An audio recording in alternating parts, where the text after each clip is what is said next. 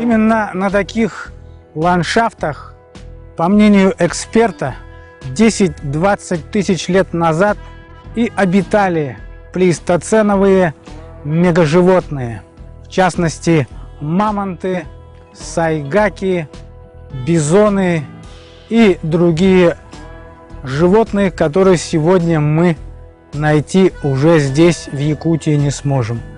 Выжила только якутская лошадь. Проясняя общие вопросы о мегафауне плейстоценовой эпохи, мы узнаем, почему ушли отсюда мамонты, куда исчезла вся эта мегафауна, родившаяся именно на территории Якутии. Климатические условия были приблизительно такие же. Почему это произошло и когда это произошло, по каким причинам исчез якутский мамонт, мы выясним сегодня в этой вводной передаче.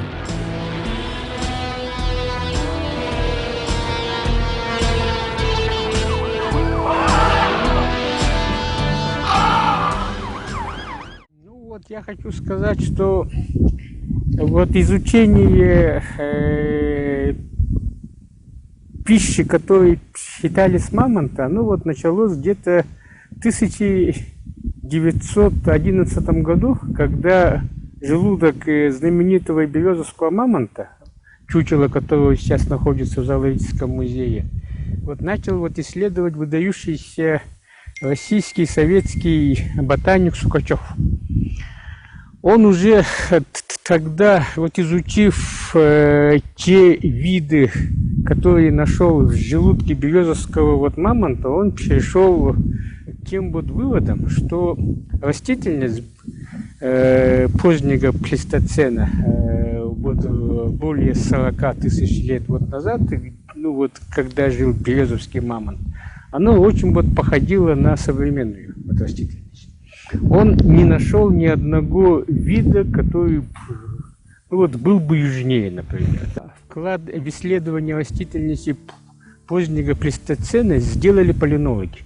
То есть люди, которые вот, изучали спорово-пыльцевой спектр. Пищно-тундровые и вот, с элементами степей степоиды, они имеют очень низкую продуктивность. То есть вот мамонтов они вот накормить ну никак не могли. Они вот современных коров и лошадей-то вот накормить не могут. Начиная с 70-х годов начали находить животных именно позднего плейстоцена, у которых сохранился желудочно-кишечный тракт. У нас, ну, наверное, уже десятки вот находок.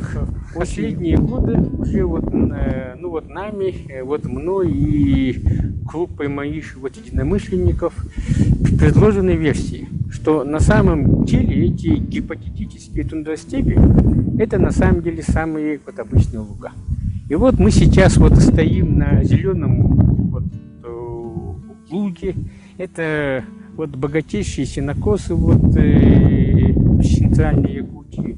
И здесь мы вот именно вот находимся вот осоковый луг. Он и немножко переувлажненный, это вот осока. Здесь немножко вот злаков, вот растут вот паутинники. Это очень вот богатое место на самом деле. Вот именно на таких лугах и паслись вот мамонты. Они вот кормились вот в пойменных лугах, они вот кормились в тех вот лугах, на месте которых сейчас вот растут, ну вот, например, леса.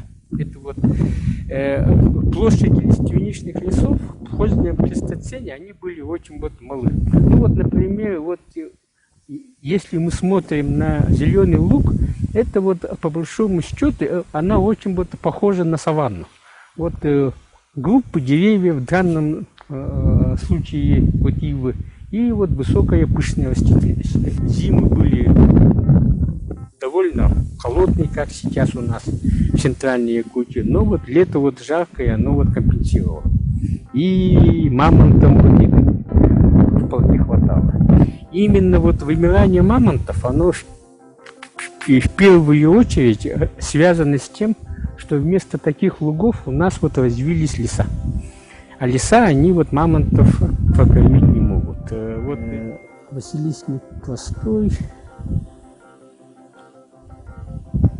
Ну, маннык едет.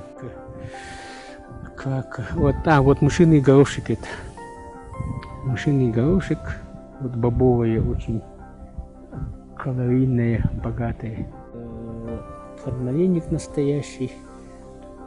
Тоже вот луговое растение. Уже вот отцвел. Клевер люпиновидный. Ну вот понятно, что по кормовым характеристикам это вот, конечно, в топе. Вот именно как вот кормовую травой.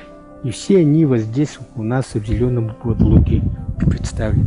Очень вот богатое место, конечно. Такие вот уникальные места, как зеленый луг, они представлены очень вот мало.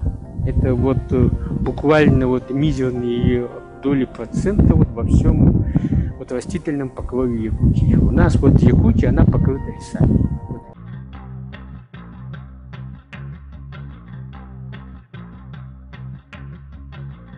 Но зеленый луг может содержать, наверное, довольно большое вот поголовье. Вот все-таки отсюда вот кормятся сотни коров. Сейчас вот крупного вот рогатого скота. Но вот мамонтов, ну, наверное, небольшое стадо вот мамонтов могло бы здесь, в принципе, жить. Ну, вот десяток, полтора десятка. И все свиты вот мамонтов, ну, вот осталась только лошадь. Ну, она из всех вот копытных стадных травоядных, она вот меньше всего, наверное. Вот ей нужно просто меньше площадей для прокорма. Она же у нас до сих пор так и живет вот, по всей вот Якутии, при этом вот не охватывает довольно много мест, где ее вот просто нету, но она там вот потенциально может вот быть распространена. А вот, скажем, для бизонов уже нужно вот больше места. Где у нас бизоны сохранились? Они вот сохранились на американских прериях. Да, вот, они там вот сокращались очень вот сильно, но потом, когда прерии позже вот разрослись, они вот тоже очень сильно вот распространились. И там вот получили многомиллионные стада вот бизонов, ну, вот, которые были перебиты в конце вот 19 века. Ну и самое, наверное, один из главнейших вот факторов, который способствовал исчезновению многих вот видов, это человек. Распространился человек, который вот умел охотиться. Люди даже умеют охотиться. Мы уже вот находим останки мамонтов, вот, которые вот убиты людьми, они обработаны вот людьми, останки вот носорогов, медведей, львов. То есть вот люди это очень вот мощный фактор. Если в результате климатических изменений люди могли вот послужить добивающим фактором.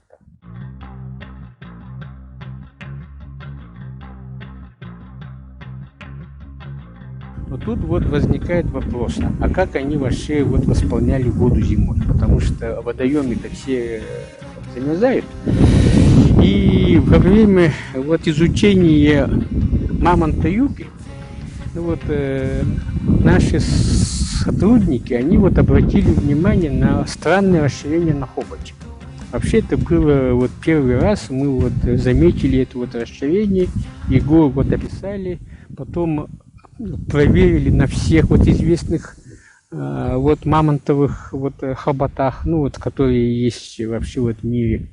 И выяснили, что это вот расширение присутствует всегда. Вот у слонов вот этого нет расширения, а мамонтов вот оно есть.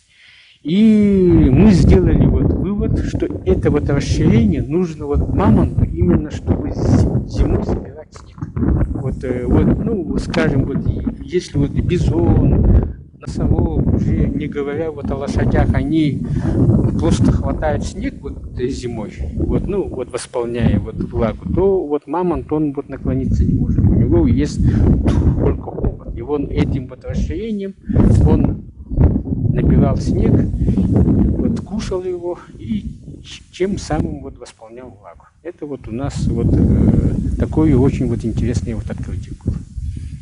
Ну, здесь у нас типичный средний вот увлажненный луг, где вот явно вот любили пастись вот мамонты. Кровохлебка лекарственная, например, очень вот типичное растение для средневлажных вот лугов. Оно вот для Якутии очень вот характерно. Скажем, вот василисник простой, их тоже часто находим в желудках и в желудочно-кишечном вот тракте вот мамонтов и других вот животных. Ну, вот мамонтового этого. Вот, ну, вот мамонтовой фауны. И, ну, вот здесь очень вот такая вот богатая вот растительность. Это вот именно такие богатые средневлажные луга. И здесь же есть, вот произрастают и тростник здесь есть, и вот ее еще называют жемчужницей. Это вот тысячелистный хрящеватый, сейчас ее по-другому называют. Ну, здесь есть, имеется вот и герань вот луговая здесь растет. В общем, вот типичный луг для центральной Якутии. Это и как мы предполагаем, это вот самое вот обычное пастбище мамонтов. Ну вот если вот фантазировать, и мы когда-нибудь сможем возродить вот мамонтов, ну у нас имеется вот место, где их вот можно вот будет содержать. Это вот зеленый луг, прямо вот возле Якутска.